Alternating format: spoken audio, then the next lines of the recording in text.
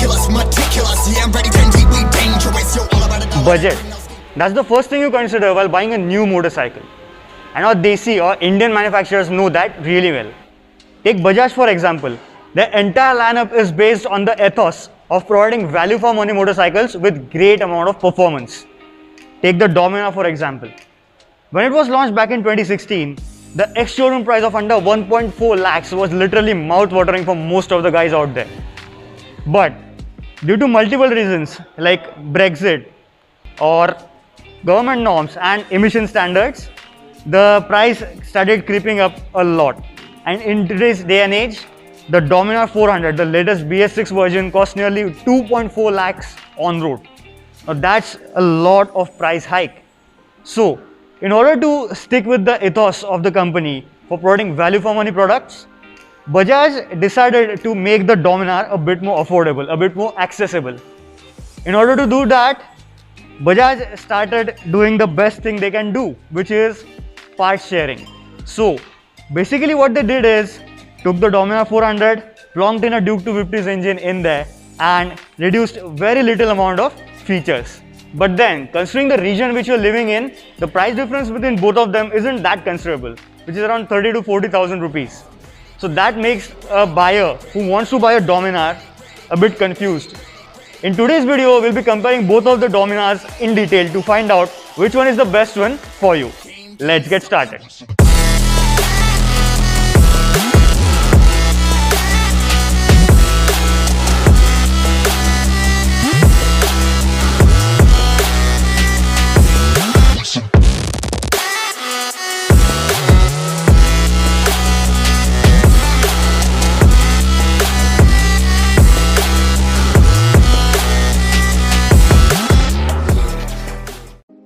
Comparing these two in terms of styling is like comparing both of your hands.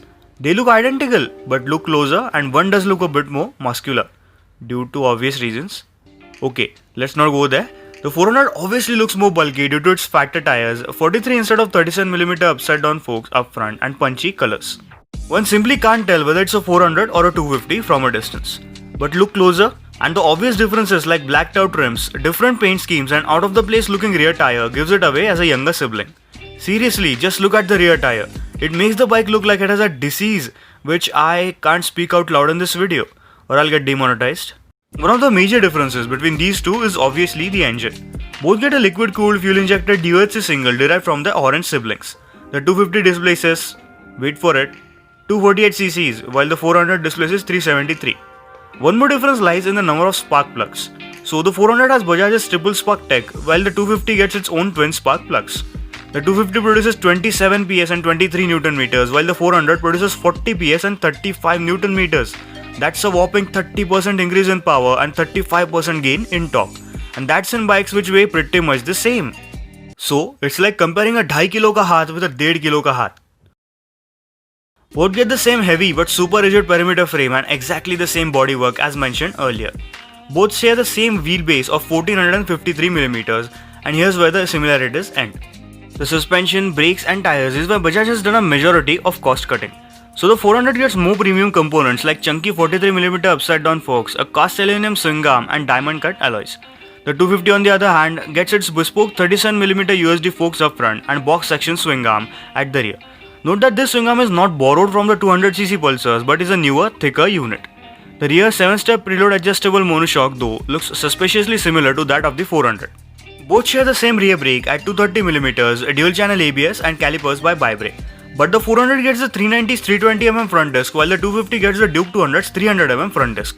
The 250 borrows its tires from the RS200 with a softer compound, 100 and 130 section front and rear, while the 400 gets the same tires as that of the KTM lineup with the tire sizes of 110 and 150 front and rear respectively. The 250's tires simply don't give the bike justice, at least in terms of the looks. Whether they hamper the braking and the handling of the 250, we'll find out soon. The fit and finish on both of these bikes is actually decent and on par with the competition, and neat touches like cast rearview mirror stalks and side stand give them a premium touch. Now, we have to keep in mind one thing, which is that the Dominar 250 makes considerably less power compared to the Dominar 400. And considering the fact that they weigh pretty much the same, is it really worth compromising so much on the performance to save 30,000 rupees? There's only one way to find out. Let's get to the most important part of the video now. Riding both of these bikes back to back, the first thing you'll notice in the first, let's say 100 meters is not the weight. Well, we'll come to that later, but it's the difference in the refinement. It's not a day and night difference. Alright, let's be honest, the difference is quite a bit pronounced. I'll go far as to say that the 250cc Dominar is the most refined Bajaj I've ridden till date. In the front of it, the 400 feels like a Royal Enfield. Okay, I'm just kidding. Only an RE can feel as crude as a RE. But my point is, the 400 does have considerable vibes on the seat at idle. And as you rev it, the vibes do smoothen out a bit, but compared to the 250, they are still present throughout the rev range. And more so about 8k revs, that is near the red line. Not so with the 250. It remains super smooth at idle and throughout most of the rev range. It's only at the top end where you'll be slightly bothered by the vibes on the seat, foot pegs and the tank. But compared to the 400, they are negligible. Obviously, as the 400 has significantly larger internals and stuff. Alright, done with the refinement, let's talk about the power.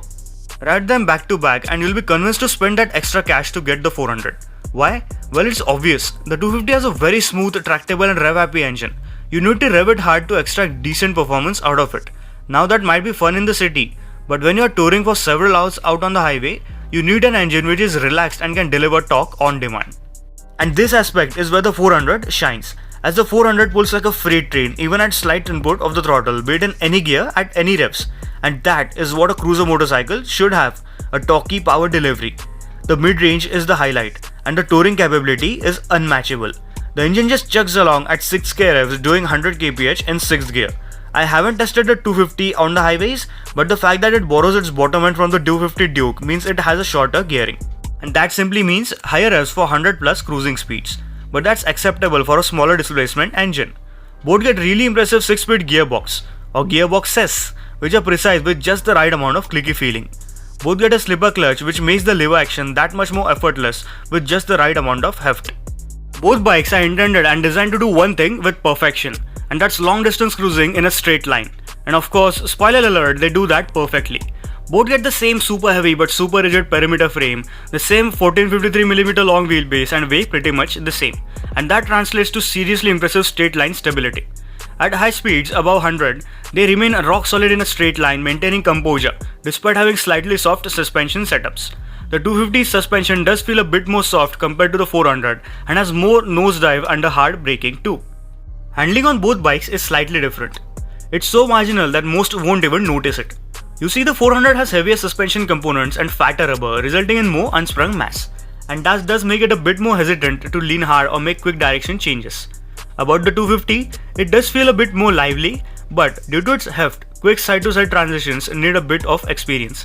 The 400 steering does feel marginally heavier than the 250. In all, they aren't poles apart, but if you pay close attention, you will feel the difference. Brakes on both of them have a similar character. Both have decent initial bite and adequate feel, but you'll have to squeeze the lever quite a bit under hard braking on both of them. They are adequate for the price, but a bit more stopping power is always appreciated. Seating posture on both of these bikes is identical, with an 800mm seat height, a big and plush seat with perfect kind of cushioning, very slightly rear set foot pegs and a relaxed handlebar position. The handlebar is slightly forward set, but most of the riders simply won't even notice it. Although if you want to saddle on them, 20mm handlebar risers will be required. The sitting posture is super comfortable and a big tank means you'll get the big bike feel in dozens. The pillion seat too is spacious and comfortable with proper grab handles. And availability of flexible mounting points under the pillion seats means that mounting tail bags or even saddle bags would be quite easy. But the secondary tank mounted display on both of them simply does not fall in the line of sight of the rider, making it harder to look at, and as majority of riders use a tank bag, it gets covered up anyway. And now let's just address the elephant in the room, the weight on both of these. You won't notice any difference in their weights at any speeds, but in case of the 400, the heavy weight is actually acceptable as it produces such a huge amount of power. Not so much so in the case of the 250. You see, the 250 makes 30% less power compared to the 400, but to compensate for it, weighs just 2% less, which does hamper its performance big time, and also the amount of fun to ride quotient it has against other 250cc rivals. Both get identical 13-liter tanks, but as the 250 will return better fuel economy, a longer tank range is easily achievable. The exhaust notes on both of these bikes sound really sweet. Have a listen.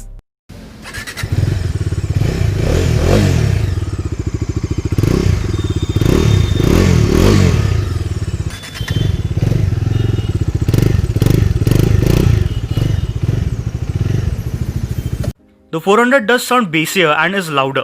About the instrument clusters, here's where the major differences lie. The Domina 400 gets much more features and displays a plethora of trip-related information, and the secondary display has the odometers and a gear position indicator. The 250 though borrows the same instrumentation of the pre-UG Domina 400. So it misses out on a gear position indicator on the primary display and only gets telltale lights on the secondary tank mounted panel. So, which one among these two should you have? Well, if you are a student or can have only one motorcycle in your garage, the Domina 250 makes a lot of sense because it can do your daily commuting as well as the occasional touring really well.